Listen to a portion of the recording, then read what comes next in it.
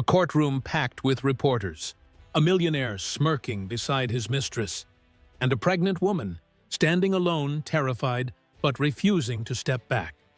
No one expects what happens next. In front of the entire court, the mistress launches forward and kicks the woman straight in the stomach, sending shockwaves through the room. What they do not know is that the judge watching from the bench is not just any judge. He is the father she never knew, and tonight is the moment everything breaks open. This story is about abuse power and the kind of justice that hits harder than anyone imagined. Tell us what time you are watching and where you are tuning in from. Drop a comment below. We would love to hear from you. The morning air outside the Seattle family court felt heavy, as if the city itself sensed that something irreversible was about to happen. Reporters crowded the steps, adjusting microphones and cameras, while waiting for the people at the center of the scandal to arrive. Supporters of women's rights stood behind barricades, holding signs about justice for victims of domestic abuse. On the opposite side, admirers of Grant Donovan, the tech millionaire with a perfectly curated public image, gathered with posters declaring his innocence. Between the two groups, the tension was sharp enough to feel in the air. Hannah Miller paused at the bottom of the courthouse steps. She was 29 years old and 7 months pregnant, her belly round beneath a simple pale blue maternity dress. Her hands trembled slightly as she adjusted the thin cardigan around her shoulders. She had never imagined her marriage would end in a courtroom. She had never imagined the father of her unborn child would bring her to a place like this. But fear or not, she needed to be here. She took a slow breath, placed a protective hand over her stomach, and began to climb the steps. The camera shutters exploded with noise. A reporter shouted her name, asking how she felt. Another asked whether the rumors of emotional instability were true. Hannah kept her gaze down and walked as steadily as she could. She reminded herself that her child needed her strong. Her child needed her alive. A black luxury SUV pulled up to the curb. The crowd shifted immediately, shouting louder. Grant Donovan stepped out first. His suit looked tailored to perfection, his hair styled, his expression relaxed. He had the confidence of a man used to bending the world to his will. Beside him, stepping out elegantly in a fitted white dress, was Bella Hart. Bella was 31, flawless, glamorous, and smiling, as if red carpet lights were hitting her instead of the gray Seattle daylight. Grant and Bella walked side by side, laughing softly at something private. They looked like a couple arriving at a gala instead of a court hearing. The contrast between their polished appearance and Hannah's anxious, vulnerable posture made the crowd murmur. Some of Grant's supporters cheered for him. Others gasped in disbelief at Bella's presence. Inside the courthouse, the tension intensified. The courtroom was cold and quiet, with high ceilings that made even the faintest sounds echo. Hannah sat at the petitioner's table with her attorney. She tried to focus on her breathing. Her heart pounded, and every movement inside the courtroom felt like it was happening around her with exaggerated importance. At the front of the room sat Judge Samuel Hayes. His silver hair and calm posture reflected years of experience. He surveyed the room with disciplined composure, but when his eyes landed on Hannah, something flickered behind them. He had no logical explanation for the sensation, yet he felt an odd familiarity when he looked at her. It was not recognition. It was something deeper and unspoken. Still, he forced himself to remain professional. The hearing began. Hannah's attorney stood and outlined her request for protection support and primary custody. The argument was measured based on documented patterns of control and emotional abuse. Hannah kept her hand over her belly, feeling her baby move beneath her skin, as if sensing the tension. Grant's attorney rose with a rehearsed expression of concern. He claimed Hannah suffered from emotional instability. He said she misinterpreted events. He even suggested she had a tendency toward exaggeration during pregnancy. The courtroom shifted uncomfortably at that phrasing, but Grant sat back proudly confident in the narrative he had paid to build. Behind Grant, Bella sat with her arms crossed, her lips curved into a smirk. Every time Hannah's name was mentioned, Bella whispered something under her breath, rolling her eyes. Her contempt felt so blatant that even Grant's attorney gave her subtle glances as if silently urging her to act normal. When Hannah's attorney mentioned Grant's infidelity and the financial pressure he used to force Hannah to sign an unfair marital agreement, Bella exploded. She stood abruptly and shouted, "She is lying! She is absolutely lying!" Her voice echoed across the room. Judge Hayes slammed his gavel. "Ms. Hart, sit down. You are not permitted to interrupt these proceedings." Grant reached back calmly and placed a hand on Bella's arm. It was a gentle but possessive gesture, as if reassuring her that he was still in control.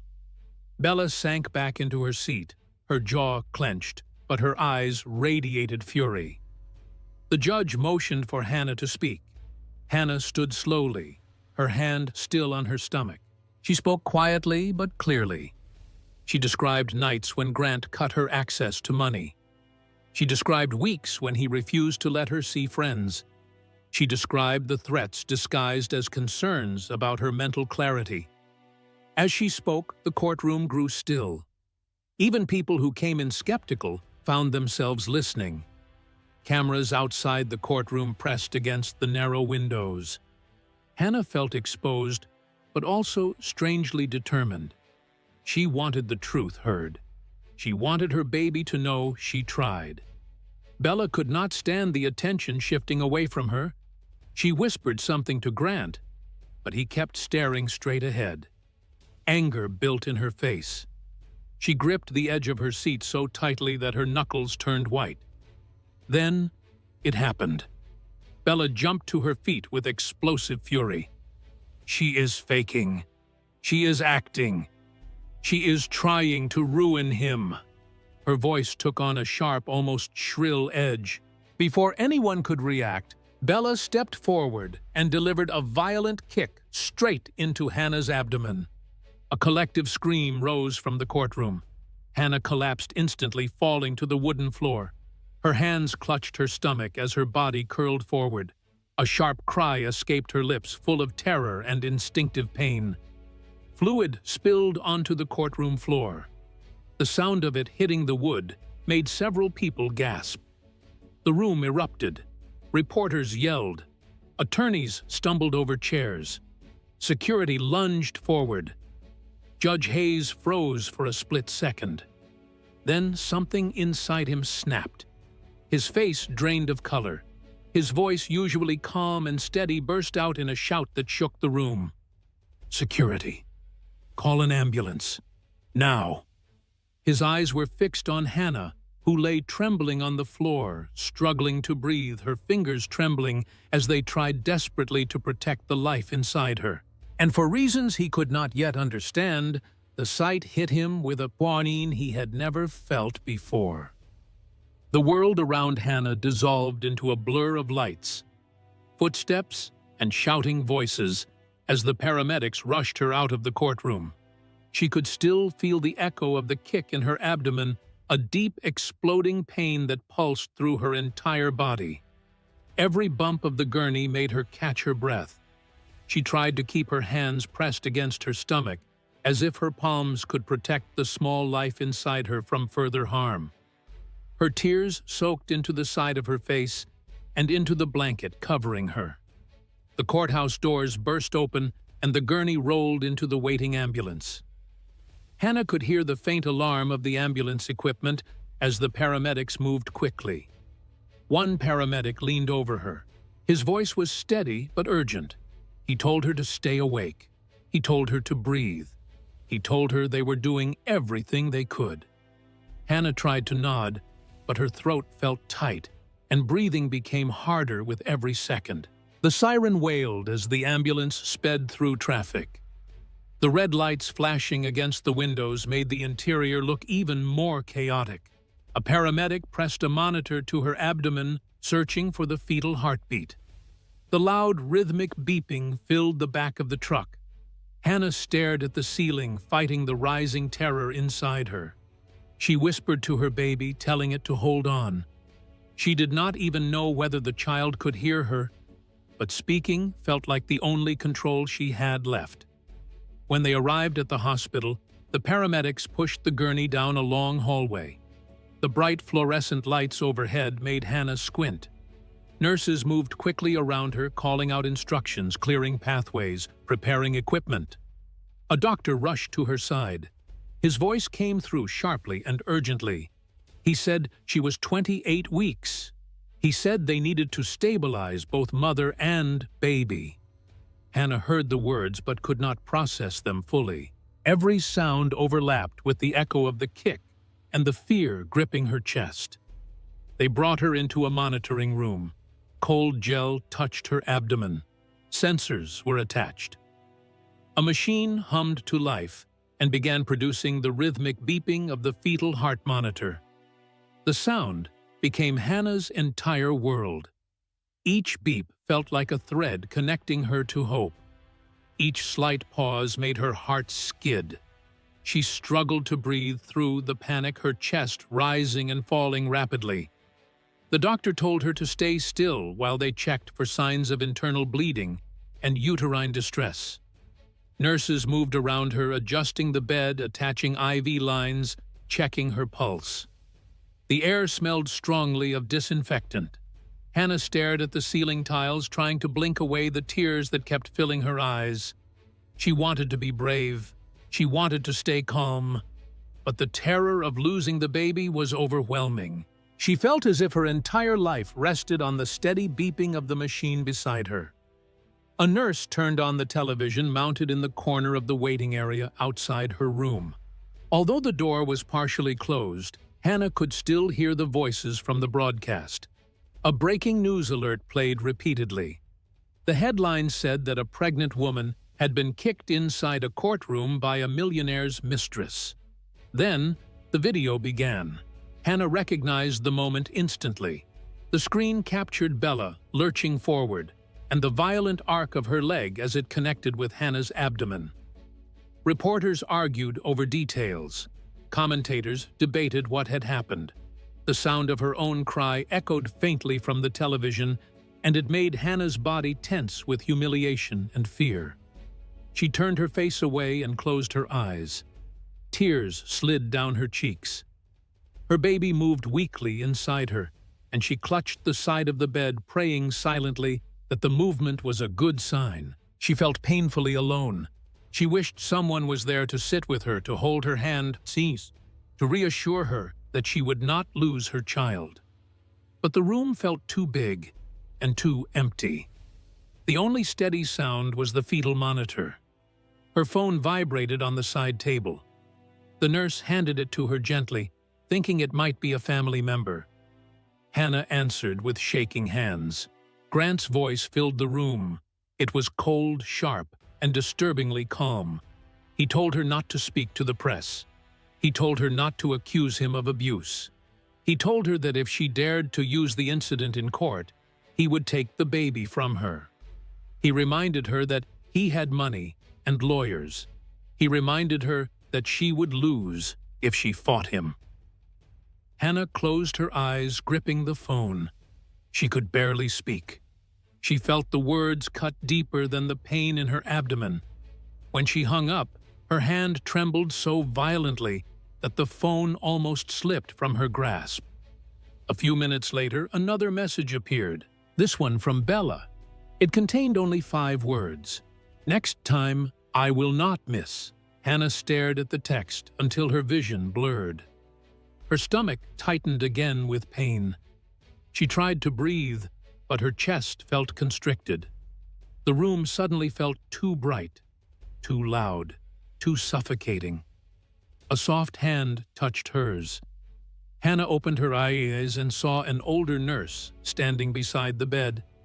The woman introduced herself as Helen Harter. Her voice was gentle but firm. She told Hannah she had seen husbands like Grant Donovan before. She told her not to sign anything. She told her that men who used power to control their wives always escalated when threatened.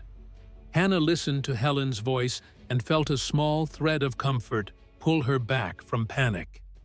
It was the first compassion she had felt since collapsing on the courtroom floor. Night settled outside the hospital windows. The lights in the room dimmed, but Hannah could not sleep. Every time she closed her eyes, she saw Bella's foot coming toward her. Every time the fetal monitor beeped, she felt relief. Every slightest pause made her heart drop. Shadows on the walls shifted with the movements of passing nurses. The quiet hum of machines filled the silence. Hannah lay in the darkness, listening to the heartbeat of her baby and praying the rhythm would not change. Near midnight, her phone vibrated again. She almost ignored it, afraid it was another threat. But when she opened the message, she froze. The email had no name and no signature. It contained only a single sentence. "If you are Hannah Miller, I think I am your father." The phone slipped slightly in her hand as she stared at the words. Her breath caught. The room felt colder. Questions swirled in her mind. She felt fear, confusion, disbelief, and a sudden, impossible spark of hope. The monitor continued its steady beeping beside her. She held the phone to her chest, unsure whether the message was a mistake or the beginning of something she had never dared to imagine. 48 hours after the attack in the courtroom, the story had already spread across every major news outlet in the country. The incident replayed on television all day, yet what the public saw was not the truth. Grant Donovan's public relations team worked around the clock, releasing a carefully edited video that cut out the most incriminating moments. In their version of the footage, the angle conveniently shifted just before Bella's foot struck Hannah's abdomen. The narrative pushed to the media suggested that Hannah had tripped and fallen toward Bella. Headlines repeated the same phrasing. Reporters repeated the same talking points. Anyone who did not witness the attack firsthand would have difficulty knowing what truly happened. A talk show known for defending wealthy and influential men aired a segment titled, "Is the Public Being Manipulated?" The program invited a psychologist who spoke confidently about hormone instability during pregnancy. She said pregnant women often misinterpreted events. She suggested that Hannah may have acted out of emotional stress. What the audience did not know was that this so-called expert had been paid by Grant's PR team. Her performance served only one purpose: to make Hannah appear unreliable. Meanwhile, inside the hospital, Hannah struggled to process all of it. She had not left her room since being admitted. She had not looked at the television again after hearing the sound of her own scream echoing from the courtroom video. The fetal monitor beside her continued its steady beeping, but her fear had not lessened. Every time the beeping slowed, she held her breath. Every time the baby moved, she whispered silent reassurances. Her attorney had not yet arrived, and her medical bills were growing. She knew she did not have the money for a prolonged legal fight. The thought terrified her. When Grant's attorney arrived with a stack of documents, the terror deepened. The attorney spoke with rehearsed sympathy. He explained that Grant was willing to be generous. He offered Hannah a financial settlement that required her to remain silent. She would have limited visitation rights when the baby was born. She would not speak publicly about the attack. She would not accuse Grant of abuse. She would sign away most of her marital claims. It was presented as a lifeline, but the intention was clear. They wanted to shut her down. Hannah held the papers in her hands with trembling fingers. She felt small, cornered, and unsure. She had no lawyer to protect her. She had no savings large enough to stand against Grant's resources. The threat he had made over the phone, the threat to take her baby, echoed relentlessly inside her mind. Signing the papers felt like giving up her entire future. Refusing them felt like stepping into a war she could not win. The attorney left the envelope on her bedside table and walked out without waiting for her answer. The door closed quietly behind him. Hannah stared at the thick envelope. It seemed to grow heavier the longer she looked at it. Her breathing grew shallow. As she sat there frozen, Nurse Helen stepped into the room. She had been assigned to Hannah since the moment she arrived, and she had watched the young woman struggle to hold herself together. Helen recognized the tightness in Hannah's shoulders and the distant look in her eyes. She approached softly and asked whether she was all right. Hannah said nothing, only glanced toward the envelope. Helen walked over, picked it up, and read the heading with narrowed eyes. Helen had seen these types of agreements before. She had witnessed other women pressured into silence by wealthy husbands. She knew that once Hannah signed, everything would become much harder to undo. Without saying a word, Helen pulled out her phone and discreetly photographed the documents. Then she looked at Hannah with a steady, reassuring expression. She told her not to sign anything. She told her that there were people who could help. She told her that Grant's power was not absolute, no matter how invincible he seemed. Hannah felt a small surge of relief, fragile yet real. Outside the hospital walls, the public remained sharply divided. Hannah's name appeared everywhere on social media. Some people defended her, stating that no woman, especially a pregnant woman, would fake being kicked in a courtroom. Others mocked her, calling her a liar, a drama seeker, or a gold digger. Comment sections became battlegrounds filled with insults. The cruelty of strangers seeped into the narrative, making Hannah feel even more exposed. Inside the courthouse, however, a different kind of battle was beginning. Judge Samuel Hayes sat in his private chambers with the blinds partially closed. He stared at the stack of files on his desk. Something about Hannah had stayed with him long after the courtroom emptied. He could not shake the feeling that her pain meant more to him than that of any stranger. It unsettled him. It also compelled him to act. He directed his clerk to retrieve the full security footage from the courtroom.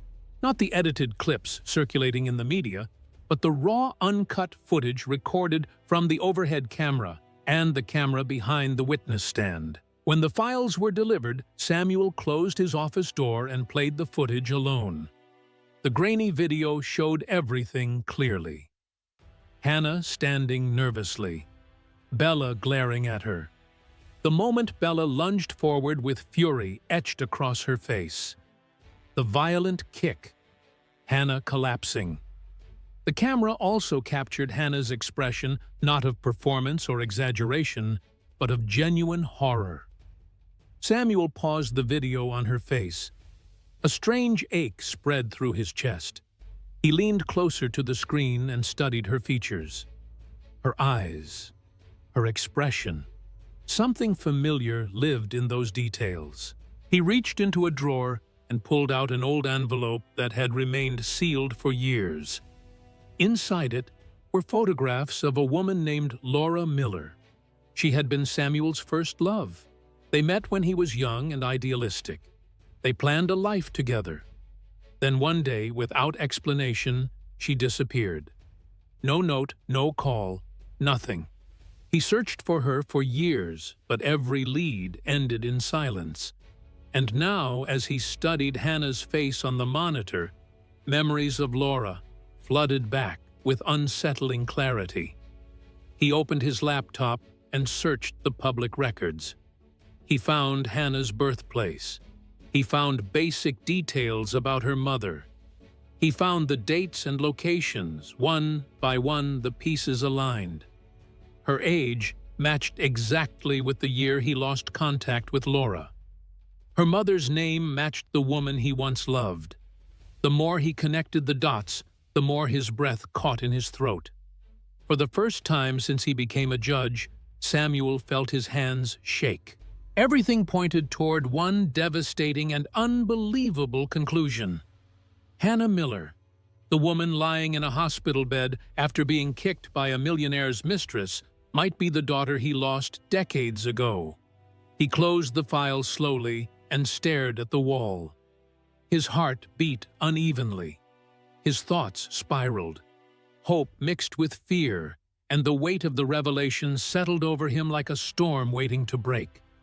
The late afternoon sunlight drifted through the blinds of the hospital room, casting long strips of pale gold across the walls. Hannah lay propped against her pillows, staring at the ceiling without really seeing it. She felt drained, both physically and emotionally. The steady beeping of the fetal monitor beside her had become the soundtrack of her days and nights. Each sound reassured her that her baby was still hanging on, still fighting. But the fear of what might happen next clung to her like a shadow she could not escape. Her eyelids felt heavy. She wanted to rest, but her mind refused to quiet. The video being spread online, the lies, the threats from Grant, the legal documents waiting on the bedside table, and the strange email claiming someone might be her father. She did not know what to believe anymore. The uncertainty twisted inside her chest. A soft click interrupted the silence. The door opened slowly. Hannah turned her head, expecting a nurse or perhaps Helen coming in to check on her. Instead, she saw a man step into the room. He was tall, with silver hair combed neatly back, wearing a pressed shirt and a dark jacket. His face was composed, yet lined with something heavier than age alone. "I am sorry to disturb you," he said quietly, almost cautiously. "My name is Samuel Hayes." Hannah blinked. For a moment, she did not place the name. Then, recognition struck her. The judge, the man who had sat at the front of the courtroom when her entire world had collapsed. She felt her stomach tighten. She shifted slightly upright, her hand instinctively moving to her belly. "What are you doing here?" Her voice was soft, but wary. "Is something wrong with my case?" He shook his head slowly. "I am not here in any official capacity." He stepped closer, but not too close, as if afraid of overwhelming her. "I know you may not want to see me. I understand that. But I believed it was important to speak with you." Hannah felt tension rush to her shoulders. She assumed he was here to tell her to reconsider the legal battle or perhaps to warn her about speaking to the media. Judges were not supposed to get involved like this. Something about his presence felt strange. She swallowed hard. "If this is about the hearing," she said carefully, "I know the situation was chaotic, and I know you must be under pressure, but I did not lie about anything." "I know you didn't," he replied immediately, surprising her. The sincerity in his voice made her pause.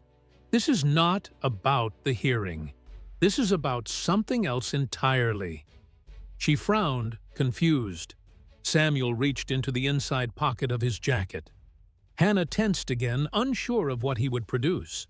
When he pulled out a small, slightly worn photograph, he held it gently as if it were something precious. "I have reason to believe," he said quietly, "that I might be your father." Hannah stared at him, stunned. For a moment her mind went blank. She looked at the photograph in his hand. He extended it slowly toward her. With trembling fingers she took it. The picture showed a young woman with soft eyes and long hair standing beside a much younger version of the man now in her hospital room. The woman looked familiar, not because Hannah had ever seen her in person, but because her mother had kept only one photo from her youth in an old drawer.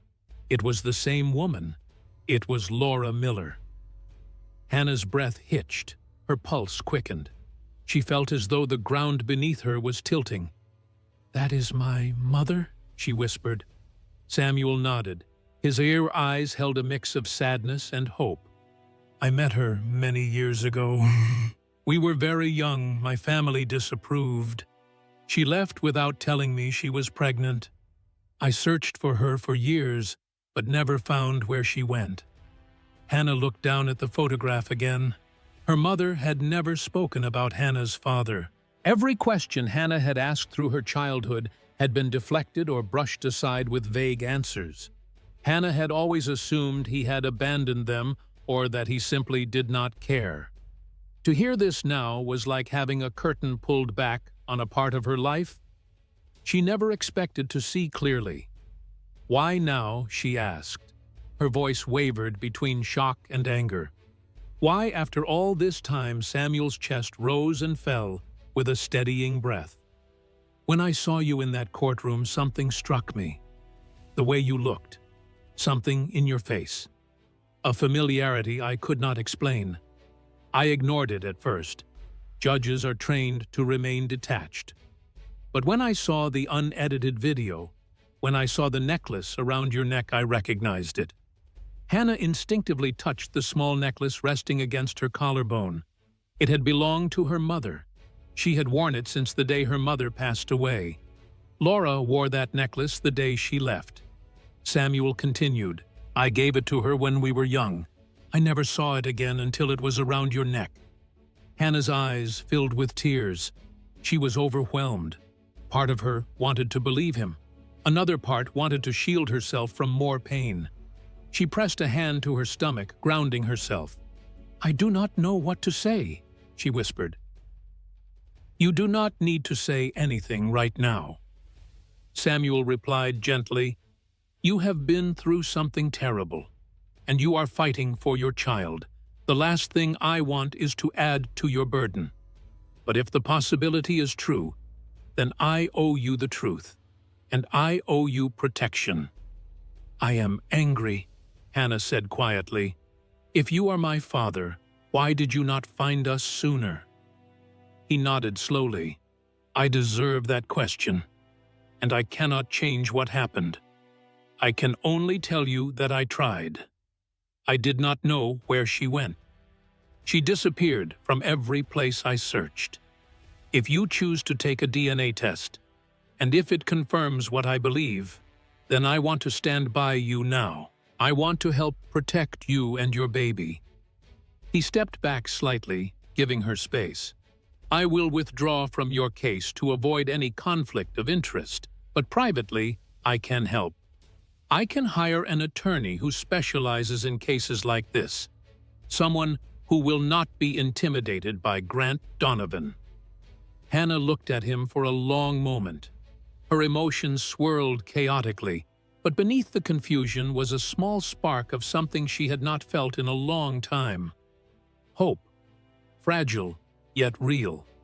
Samuel placed a small envelope on the table beside her.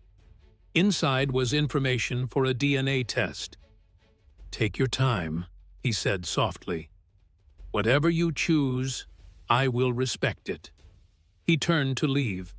Hannah stared at the envelope, her hand resting protectively on her belly. For the first time since the attack, she did not feel entirely alone.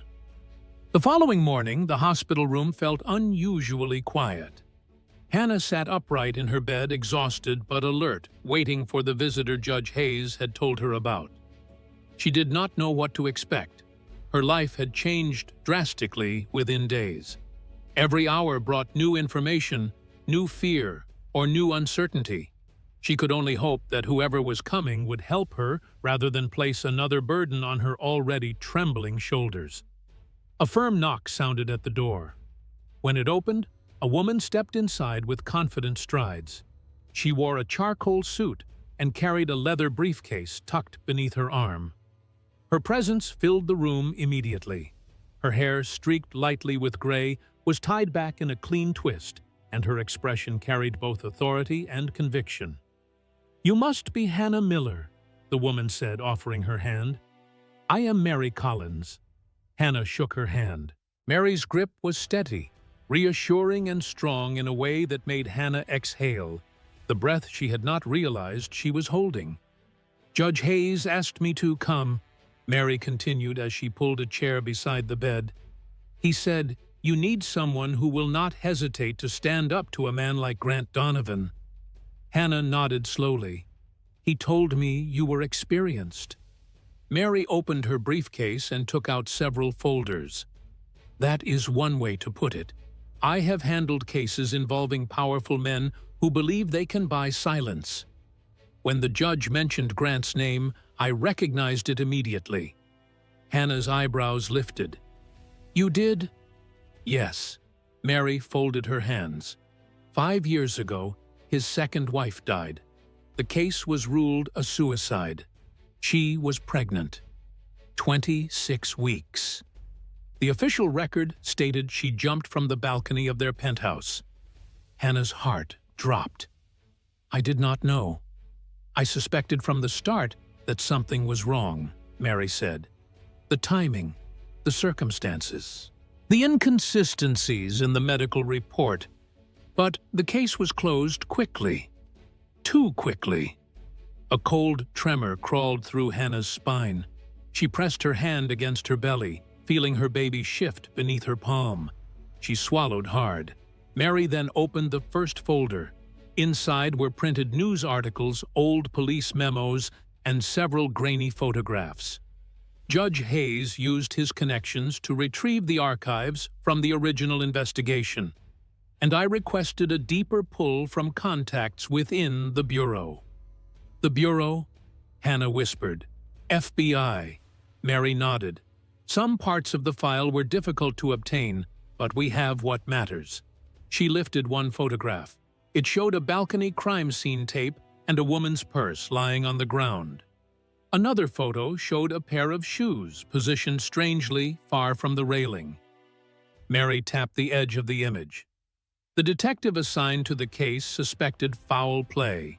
His notes indicated inconsistencies, including bruising patterns that did not match a fall.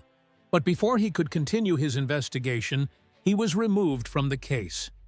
The report was finalized under a different supervisor. The timing coincided with a very large anonymous donation to the precinct. Hannah stared at the photograph, horrified. You think Grant paid them off? I think Grant has a long history of paying off whoever he needs to. Mary opened another folder. And it gets darker. She slid a printed spreadsheet toward Hannah. These are records of offshore accounts linked to shell corporations. The transactions spiked dramatically the month before his wife's death, and again immediately after, with millions transferred to unregistered entities. Hannah covered her mouth with her hand. She felt sick. He planned it. We cannot say that yet, Mary replied carefully. But the pattern is troubling. As she continued explaining, Hannah noticed another set of photographs. These were camera stills from 5 years ago. Mary placed them on the table one by one. In each one, Grant and Bella Hart appeared together. Not as strangers or acquaintances, but as two people who clearly had a shared history. In this frame, Mary said, pointing to one image, Bella is seen arguing with Grant's second wife 3 days before her death. This footage was buried in the original files. If Bella has been in Grant's orbit for that long, then their relationship did not begin recently. And if she confronted the previous wife, she might have been involved in far more than we know. The air seemed to thicken around Hannah. She felt as if every breath weighed heavier. 30 minutes ago, she believed she was fighting Grant alone.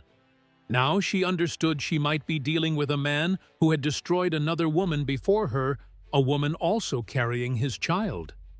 Mary's voice softened. I know this is difficult to hear, but you need to understand the danger. Patterns like this rarely stop on their own. Nurse Helen knocked lightly and entered with a chart. She paused when she saw the table covered with photographs. I remember her, Helen said quietly. His second wife. She came to the hospital once. I noticed bruises on her arms, faded ones. When I mentioned documenting them, the attending physician told me to leave it alone. He said her husband was handling her care privately. Why would he say that, Hannah asked. Helen sighed. We now know the attending physician accepted donations from Grant for years. He bought equipment renovations and a few vacations. In return, he dismissed anything that could make Grant look bad. Mary nodded. It aligns with everything we found." Helen continued. "She seemed afraid that day. I tried to talk to her, but she avoided eye contact. I never saw her again after that. When I heard about her death, I knew something was off. But no one asked the nurses for statements." Mary looked at Hannah. "This is why we need to build a team. A quiet one. A careful one." She listed them in calm, precise order. "Samuel has legal influence. I will handle strategic litigation. Helen will serve as a medical witness. And Detective Michael Rhodes, who worked on the earlier case before being removed, has agreed to help gather old leads." It was overwhelming. It was terrifying. But it was also the first time Hannah felt the ground beneath her feet return. If Grant orchestrated something with his second wife, Hannah whispered, then the attack on me was not impulsive. It could be the beginning of the same pattern. Mary nodded solemnly. "That is why we must act before he does." Hannah stared at the board Mary assembled on a portable rolling table. At the center was a photo of Grant, surrounded by the faces of women, files of financial transactions, maps of his properties, and timelines of deaths and disappearances. Red strings connected events across years. It looked exactly like something from a criminal investigation. It was also the first time Hannah truly understood the scope of the danger she was in, and the scope of what they had to do next. The storm that followed the emerging investigation did not intimidate Grant Donovan. In fact, it energized him. He had faced public scrutiny before and had always come out stronger. This time, he intended to crush the narrative before it took hold. Within 24 hours of learning that Hannah had retained legal representation, he contacted one of the most expensive public relations firms in the country. Their office occupied the top floor of a glass tower overlooking the city like a throne. They were known for reshaping scandals into sympathy. Grant arrived with an air of confidence that bordered on arrogance. He brought a team of lawyers, a portfolio of carefully edited documents, and instructions for the strategy he wanted implemented. He insisted the public was being manipulated. He insisted Hannah was trying to extort him. He demanded that the PR firm craft a story highlighting his achievements, his charitable works, and his rise from a modest upbringing. He framed himself as a victim of a malicious plot. Within hours, the firm released a polished video titled "The Truth Behind the Courtroom Chaos." The clip portrayed Grant as calm and composed. It presented him as a supportive husband who tried to help a struggling wife. It hinted that Hannah's emotional instability had caused the incident in the courtroom. It suggested that Bella had only reacted out of fear. Commentators on certain networks echoed these claims, repeating the narrative word for word. The PR machine moved with precision, shaping perception in real time. The next phase of the plan included placing Bella in front of cameras. She appeared on a popular talk show dressed in soft colors, her face arranged into an expression of fragile remorse. She dabbed at her eyes with a tissue as she described her version of the story. She said she had been afraid. She said Hannah lunged first. She said she reacted on instinct. She even claimed she prayed for the baby's safety every night. Her performance was emotional enough to convince some viewers. People who had not seen the unedited footage began to question what truly happened in the courtroom. The power of polished lies became painfully clear. Public polling shifted slightly in Grant's favor. Supporters of his technological empire defended him loudly. They called him a symbol of the American dream. They said men like him were always targeted by jealous spouses. They accused Hannah of chasing money. For a short time, Grant felt victorious. He reveled in watching the tide turn. But not everyone believed him. Not everyone was willing to accept Bella's performance. And one of the first to publicly push against the narrative was Samuel Hayes. Samuel appeared on a respected news channel known for investigative journalism and integrity. He was introduced as a retired federal judge, not as someone involved in the recent case. His voice remained steady as he spoke about a disturbing pattern he had observed over years on the bench. He discussed the recurring dynamics of abuse involving pregnant women. He mentioned how power control and money often silenced victims. He did not mention Hannah's name. He did not mention Grant. But the message was unmistakable. Viewers who respected Samuel's long career listened closely. His credibility carried weight. His calm analysis stood in stark contrast to Grant's emotional outbursts and Bella's staged tears. The interview was replayed throughout the day and then shared by thousands online. Meanwhile, Mary Collins continued her own offensive. She provided a respected investigative journalist with documents that revealed suspicious financial activities, offshore accounts, hidden transactions, sock puppet corporations, payments timed perfectly to coincide with events that helped Grant escape liability in the past.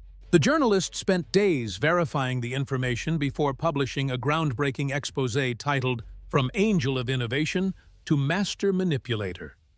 The article spread rapidly across social media.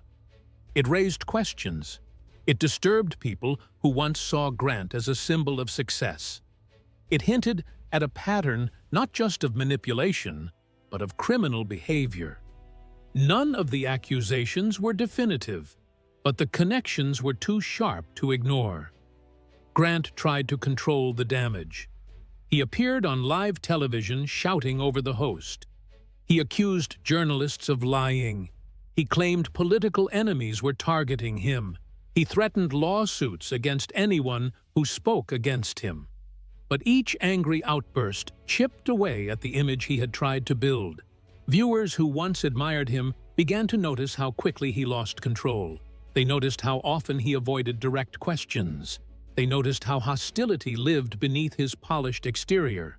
At the hospital, Mary arranged a brief, carefully controlled interview for Hannah. It lasted less than 5 minutes. A single camera captured Hannah sitting on the hospital bed with dimmed lights around her. She wore no makeup. She made no dramatic gestures. She spoke in a soft, steady voice. When asked what she wanted, she answered simply, "I just want my baby safe." That one sentence aired across the country. Elderly viewers sitting in living rooms across America felt something shift inside them. Women who had raised children decades earlier saw the quiet fear in Hannah's eyes and recognized it. Grandmothers remembered the dangers of pregnancy in their own youth. Mothers recognized the tremble in Hannah's voice. Older Americans who valued sincerity over spectacle began forming their own opinions. They were not moved by Bella's tears or Grant's rants. They were moved by the simplicity of a frightened mother trying to protect her child. Gradually, the tide of public opinion began shifting again. It did not happen with dramatic speed. It happened quietly in living rooms, retirement communities, church groups, and neighborhood gatherings. Older women especially felt protective toward Hannah. They shared her interview. They commented with prayers. They called in to radio shows to defend her. They saw her not as a figure in a scandal, but as a human being. Hashtags began circulating on social media. At first, they were small. Then they grew. Within days, #Protect, Hannah started appearing beneath thousands of posts. It was followed by Believe Pregnant Women, a powerful counterforce to Grant's campaign. The hashtag spread across platforms, accompanied by messages of solidarity. People demanded justice. People demanded safety for Hannah and her unborn child. People demanded accountability. Grant's PR team tried to fight back, but momentum had shifted. Their polished videos no longer drew admiration. Their claims of innocence no longer felt convincing. Grant had lost control of the narrative, And for the first time in his career, he was not the one steering public perception. Hannah, watching quietly from her hospital bed, felt the shift as well. She did not feel triumphant. She did not feel safe. But she felt something new. She felt the world starting to see her truth. The tension in the hospital room felt different now. It was no longer the suffocating fear of isolation. It was the quiet stillness before movement. The sense that something larger had begun shifting in Hannah's favor. Her world was still fragile. Her baby was still at risk. But she no longer felt alone. Real help was forming around her, and it carried weight far beyond anything Grant could buy. Judge Samuel Hayes arrived early in the morning, his expression solemn but determined. He sat beside Hannah's bed and held a folder in his hands. He had already made the decision that would change everything. "I have officially withdrawn from your case," he said gently. "It is necessary. I cannot risk any conflict of interest, but that does not mean I am stepping away from you." Hannah looked at him, feeling a strange mixture of relief and fear. "So what happens now?" Samuel's voice softened.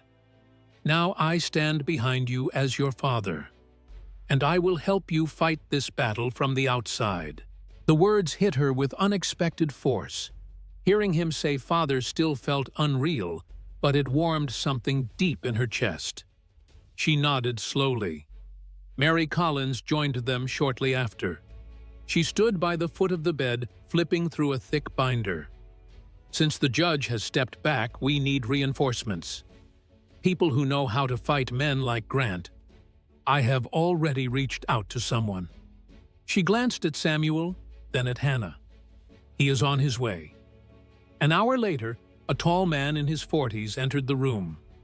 He wore a dark coat and carried the seriousness of someone who had spent years navigating the darkest corners of financial crime. "I am Aaron Blake," he said, offering a respectful nod. "Former federal prosecutor.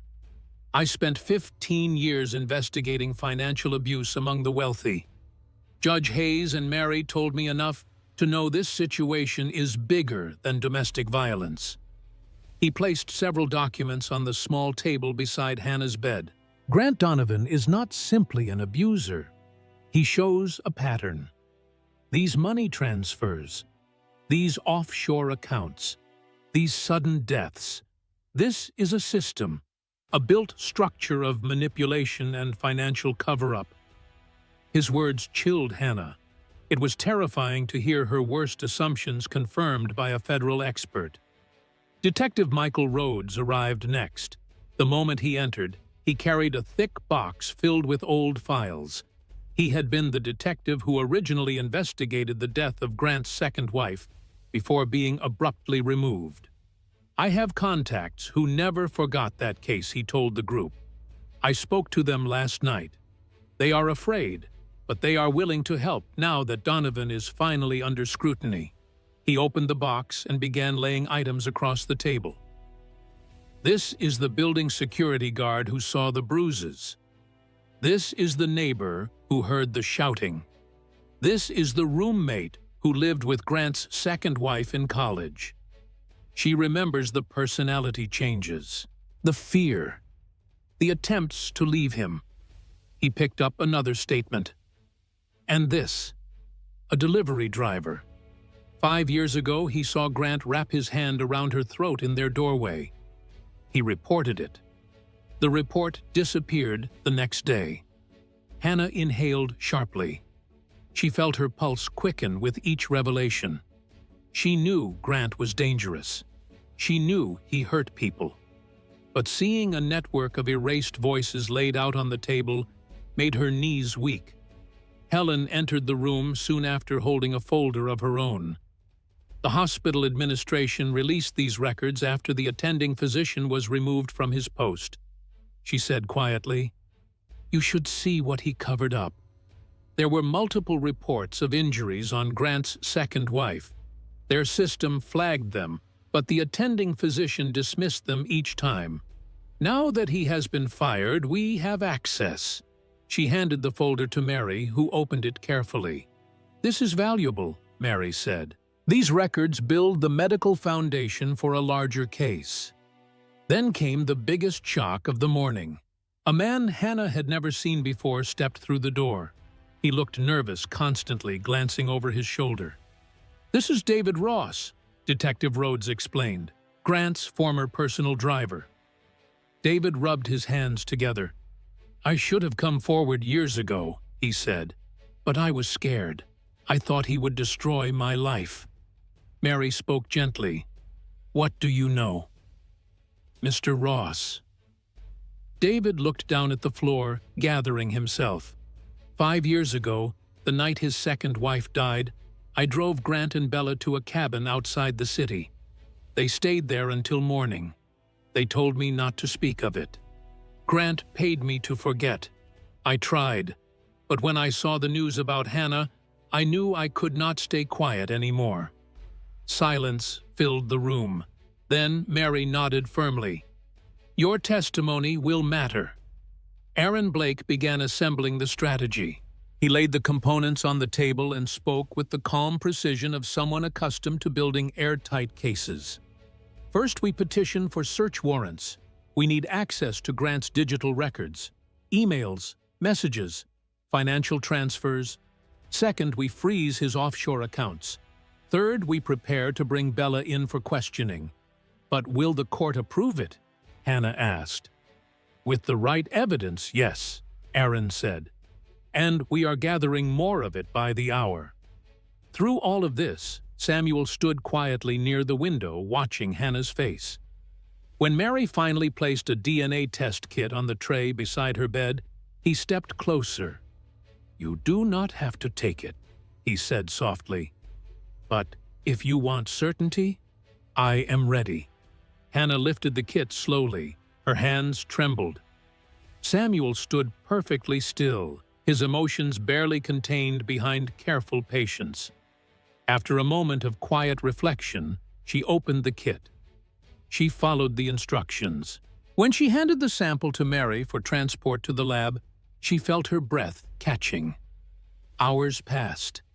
Evening settled outside the window.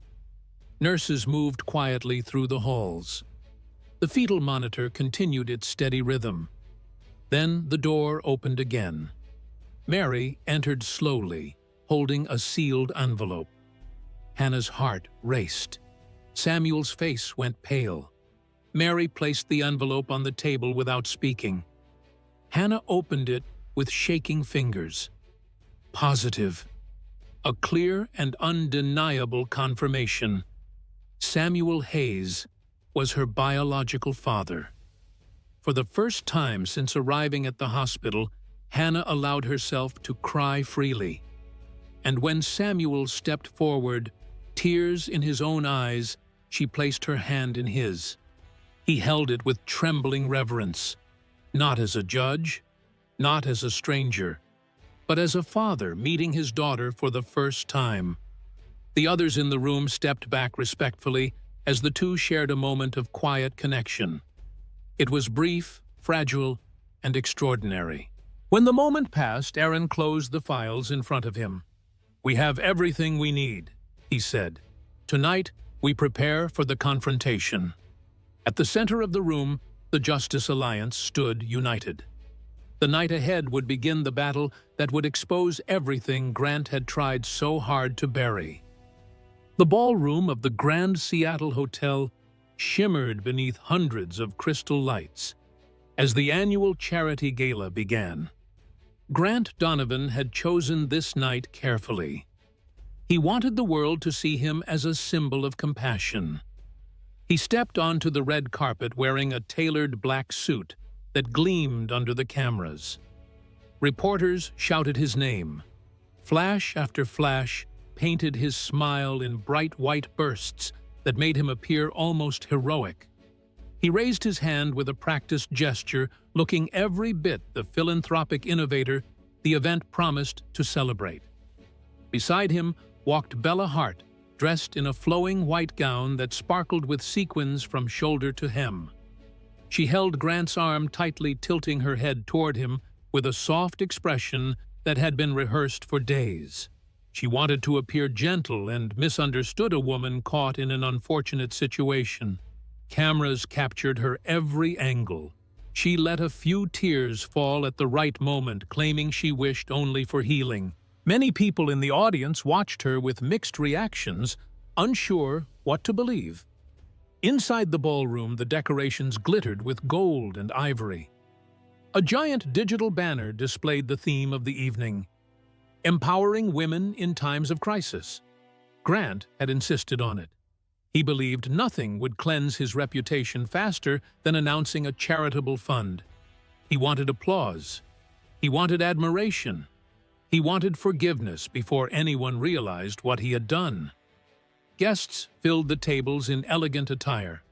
They murmured about headlines but tried to remain polite, unsure where the truth lay. Mary Collins, Aaron Blake. Detective Rhodes and Samuel Hayes entered through the VIP entrance. Their invitations had been arranged strategically so they could move within the crowd without raising suspicion. Mary wore a navy gown with a modest cut. Aaron and Rhodes dressed in dark suits. Samuel kept a calm expression, though tension simmered beneath his quiet composure. They did not speak much as they walked. They had prepared for this moment with meticulous care. Outside the building, a separate black vehicle arrived at a discreet side entrance. Hannah sat in a wheelchair wrapped in a warm coat that covered the medical bandaging around her abdomen. A nurse gently pushed her forward, while two security staff walked beside her. Hannah looked pale but determined. Her face was no longer clouded by helplessness. Instead, her eyes held a clear purpose. She knew tonight would determine her future and her baby's safety. A small group of staff escorted her through a quiet hallway. She breathed slowly to manage the discomfort in her ribs and stomach. Every movement reminded her of the violent attack that had pushed her here. Yet she refused to turn back. She had asked to be present. She wanted to see the truth revealed with her own eyes. She wanted to witness the moment when Grant's lies would crumble. Unbeknownst to most guests, an investigative journalist had placed discreet microphones beneath the stage earlier in the evening. The journalist had worked closely with Mary and Aaron to ensure no technical glitch could interrupt the reveal. The devices were hidden behind floral arrangements and small decorative panels. They would capture every sound on stage once the time came. Hannah's heartbeat quickened when she learned of the setup. She felt as if the entire room was a sealed chamber waiting to explode. Grant stepped onto the stage as the orchestra softened its music. He approached the microphone with an expression of deep sorrow. He placed his hand over his chest and bowed his head. His voice trembled as he began his speech. He spoke about compassion. He spoke about redemption. He claimed he wanted to support pregnant women in crisis. He even let a tear fall while describing how misunderstood he felt. Some guests clapped politely. Others watched uneasily, sensing something off. Bella stood nearby, clasping her hands together as if in prayer. She blinked dramatically whenever cameras focused on her. She wanted sympathy. She wanted validation. She wanted people to believe she had been the victim. Her white gown shimmered beneath the stage lights, but the tension in her shoulders betrayed her calm facade. She kept glancing toward the audience, unsure why some faces looked too focused. Near the back of the ballroom, Aaron Blake caught Mary's eye. He gave a slow, deliberate signal. Mary pressed a small device in her hand. The giant screens mounted around the ballroom flickered once. The guests turned their heads, expecting another fundraising graphic. Instead, the screen went black for several seconds. Then the image appeared. The uncut courtroom footage. Gasps rose instantly. The video showed Hannah standing in the courtroom with her hands on her stomach. Bella appeared in the corner of the frame. Then the kick came sharply and brutally. The original sound filled the ballroom. Hannah's cry echoed through the speakers, The thud of impact vibrated beneath the audience's feet. Grant froze. Bella's face drained of color. The audience watched in horrified silence. No edits, no distortions, no excuses. It was clear evidence of violence. A wave of outrage rippled through the room as people placed their hands over their mouths. Some began shouting. Others stepped back from Grant and Bella as if they were toxic. Hannah watched from her wheelchair, her breath shaking. Another clip began playing. This time it showed financial records, offshore transactions, and interviews with witnesses. The voice of David Ross described the night he had driven Grant and Bella to a cabin while Grant's wife was dying. The ballroom erupted with noise. Guests shouted in disbelief. People stood from their seats. Phones recorded everything. The truth spread faster than Grant could react. Grant lunged toward the stage controls, screaming for someone to shut off the screen. Bella stumbled backward, shaking violently. Before either could flee, federal agents rushed through the side doors. The agents announced themselves with clear, commanding voices. They moved with practiced precision. Grant was seized in full view of the cameras. Bella tried to slip through the crowd, but two agents intercepted her quickly. The applause that followed was not joyous. It was furious. It was the sound of long overdue justice. Hannah felt tears rise not from pain but from relief. Samuel moved to her side, placing his hand over hers. The flashes of cameras illuminated their faces as they watched Grant and Bella taken away. The truth had finally been revealed. The night of revelation had begun the end. The federal courthouse in Seattle buzzed with an intensity that could be felt even from the street. Reporters crowded the entrance, setting up tripods and microphones as helicopters circled overhead. People lined the sidewalks hoping to witness history. Inside, security officers prepared for a trial that would shake the entire country. The fall of Grant Donovan, once celebrated as a visionary billionaire, had captured the nation's attention. He arrived in handcuffs, surrounded by federal marshals. His face showed the marks of a struggle. A bruise swelled beneath his left eye, and a cut along his cheek had been hastily bandaged. He had resisted arrest the night of the gala, and his injuries reflected both his desperation and his refusal to accept defeat. He walked with a stiff posture, trying to hold on to whatever dignity he had left. But the cameras were relentless, capturing his downfall with merciless clarity. Bella Hart appeared shortly after. The dazzling woman who once posed confidently on red carpets now looked almost unrecognizable. Her hair hung limp at her shoulders. Dark circles shadowed her eyes. She held her arms tightly against her body as if trying to shrink into herself. She glanced nervously at Grant, but he refused to look at her. 2 days earlier, she had attempted to negotiate a reduced charge by blaming him entirely. She was now trapped between fear and survival, desperately trying to salvage what little hope she had. Inside the courtroom, former federal prosecutor Aaron Blake stood at the front organizing documents with steady hands. He wore a dark suit that carried the authority of years spent pursuing justice. When the judge entered and announced the beginning of the proceedings, Aaron stepped forward. He spoke with clarity and force, laying out the case. He began with the unedited video from the courtroom. The footage appeared on the large screen. Gasps echoed through the room as Bella's violent kick played in slow motion. The raw sound of Hannah's cry filled the courtroom. No one could deny what they saw.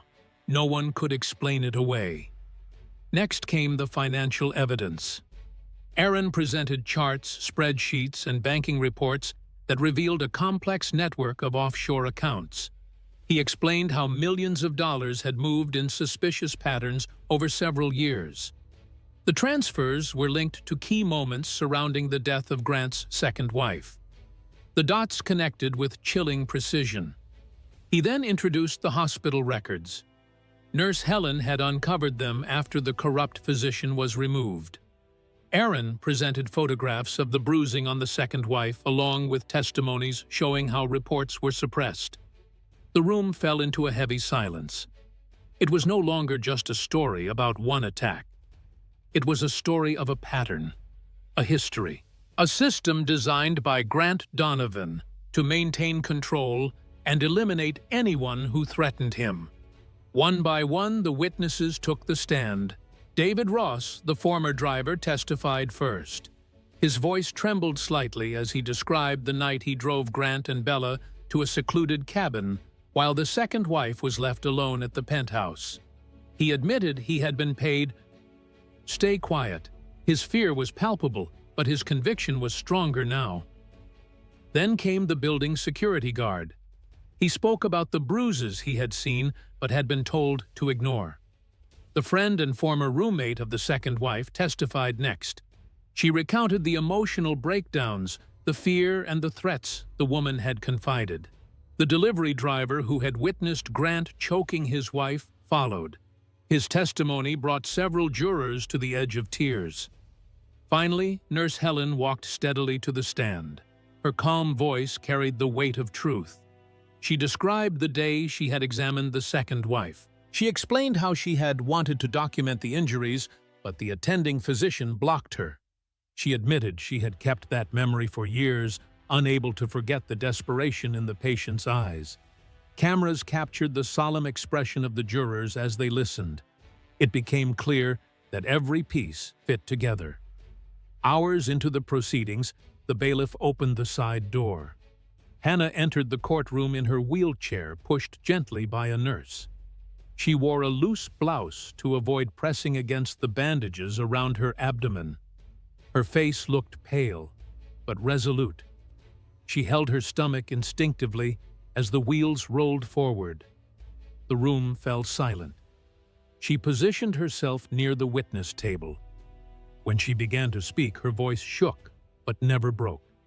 He tried to erase me, just like the others. The courtroom felt frozen in time.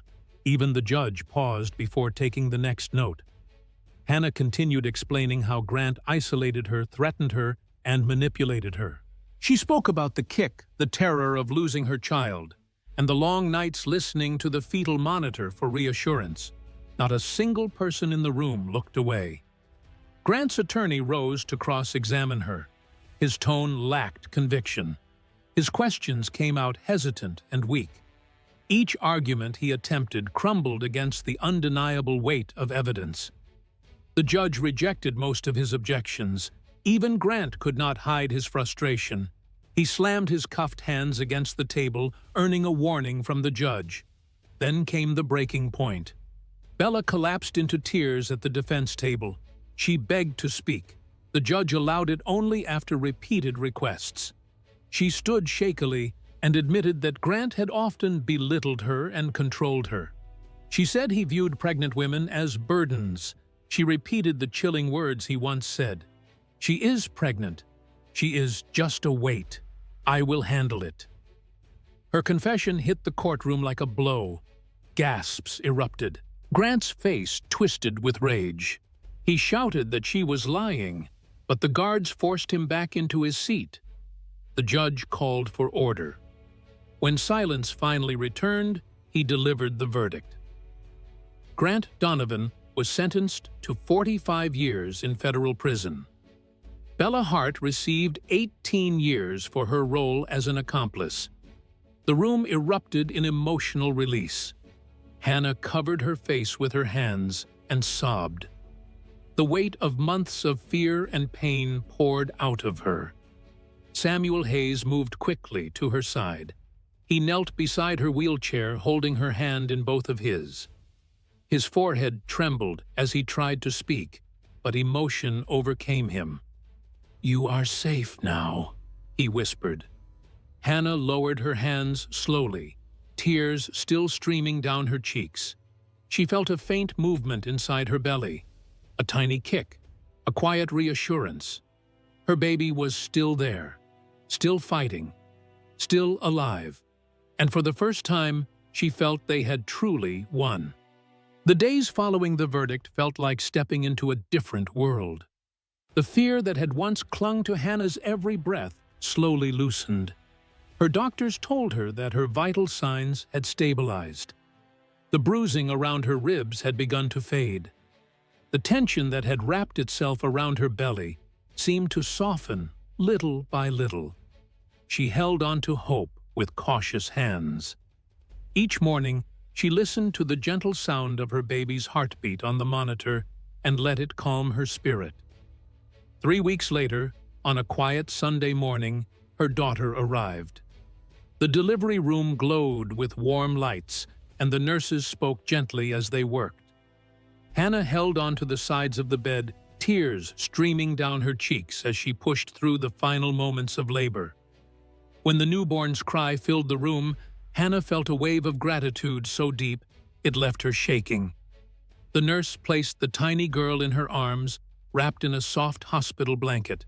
Hannah gazed at her daughter's face and whispered her name, Grace. Grace's small fingers curled around Hannah's thumb as if claiming her place in the world. Hannah pressed her lips to the infant's forehead, letting the warmth of her tiny body settle into her heart. For the first time since the attack, she felt whole again. The door opened quietly, and Samuel stepped into the room. He moved slowly as if afraid to disturb the moment. Hannah looked up at him with tired eyes and smiled. "Would you like to hold her?" Samuel froze, overwhelmed. His eyes glistened. He nodded silently and reached out his trembling hands. Hannah placed Grace gently into his arms. Samuel's breath hitched. He stared at the little girl as if she were a miracle he never expected to receive. Tears streamed down his face as he whispered a greeting to his granddaughter. He laughed softly, unable to contain his emotion. Hannah watched him and felt something inside her mend. Later that afternoon, Mary, Aaron Rhodes, and Helen arrived together. They carried flowers and small gifts, but what mattered most was the warmth in their voices. They gathered around the bed, smiling with genuine pride. "Look at her," Mary said softly. "A perfect little fighter." Aaron nodded. "You changed everything, Hannah. You gave every victim a voice. You forced the system to listen." Rhodes leaned forward, smiling warmly. "She is going to grow up strong, just like her mother." Helen brushed a hand over the blanket. "I cannot wait to tell her one day how brave you were. You saved her life before she ever took her first breath." Hannah listened to them with tears in her eyes. She squeezed their hands, grateful for each of them. They had not only defended her, they had saved her and her daughter. In the days that followed, the news continued to spread across the country. Articles appeared in major publications describing Grant Donovan's crimes and the evidence that had brought him down. Reporters interviewed former employees, financial analysts, and legal experts. The story of the gala revelation became a symbol of accountability. The charity fund Grant had falsely promoted was now under the management of legitimate organizations dedicated to women escaping abusive homes. Donations poured in from people moved by Hannah's courage. When Hannah was discharged, Samuel drove her to a small apartment he had quietly renovated. It was not extravagant, but it was filled with light and soft colors. Fresh paint covered the walls. A crib stood near the window, decorated with a simple mobile of tiny wooden stars. Fresh curtains fluttered gently in the spring breeze. Hannah stepped inside with Grace in her arms and felt a rush of emotion. She had never expected to have a place that felt safe, but now she did. Samuel helped her settle Grace into the crib. Then he walked to a small shelf on the wall. He placed a framed photograph of Laura Miller, taken many years earlier. Beside it, he set another frame. It held the only picture Hannah had from her childhood, a small photo of herself with her mother. And next to those two, he added the newest frame holding a picture of Grace, taken only hours after birth. 3 generations side by side. Hannah watched quietly as Samuel adjusted the frames until they were perfectly aligned. She pressed a hand to her heart, feeling the depth of the moment. Something inside her felt complete. She began taking short walks in the neighborhood when her strength returned. She pushed Grace's stroller beneath the soft morning sunlight. The sky always looked gentler during those early hours. The world felt calm, almost sacred. Hannah inhaled the cool air, feeling her body regain its steadiness. People she passed on the sidewalk sometimes recognized her from the news, but they approached her kindly. Some offered quiet congratulations, others simply smiled. Hannah felt lighter than she had in months. Samuel eventually moved into the apartment next door. He insisted it made sense. He wanted to be close. He wanted to help with Grace. Hannah did not argue. Having him nearby brought comfort she never expected to feel again. He knocked each morning to check on them. He brought warm meals and small gifts for Grace. He took pictures of her first smiles and recorded the sound of her tiny breath when she slept. One evening, as Grace lay asleep in her crib, Hannah sat at her small desk with a pen in hand. She opened a blank journal. She began to write a letter. It was addressed to any woman who felt trapped, afraid, or alone. Her words flowed steadily. You are not alone. You are stronger than you know. And there are people who will fight for you if you let them. Your life has meaning.